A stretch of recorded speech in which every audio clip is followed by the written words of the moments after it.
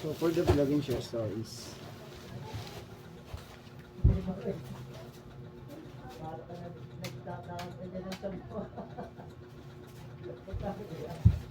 ito yung ano, ito yung pang tawag dito. Pag mainit yung ano, yung panahon o araw, tapos may sasakyan ka, ito yung pantaklob ng L300 na van. So ano, dito kasi sa bahay namin, luma na yung yero. Kung mapansin mo, luma na yan. Si kahoy, pati yung paligid, kita mo naman. Ano. So dito sa loob ng bahay namin, pag luma na yung paligid, luma na yung mga kahoy-kahoy, dinadaga siya. Kasi may mga sugat pa nga eh. Pero nilagawa na parang para mawala din sila o hindi siya dumami.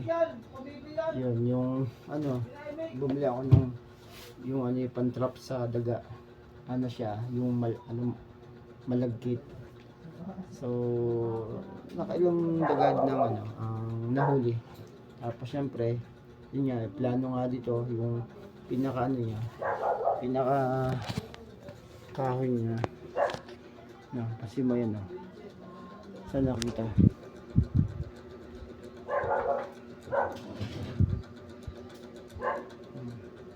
So itong mga ito dapat tanggalin na. Yan, ito mga ito. Kasi yung ano yan, dinadaan talaga ng daga. Yan. Ayun doon.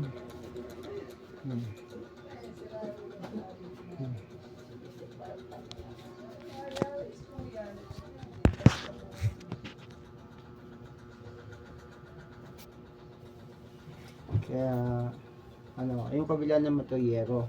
So sabi ko nga ano, yung maging dingding yan to yero na lang gamitin.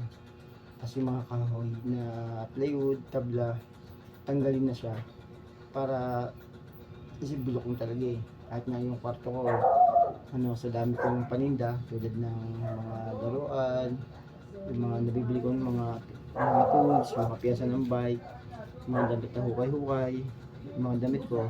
Isa sa pinakahilig ko talaga yung mayroon akong jacket.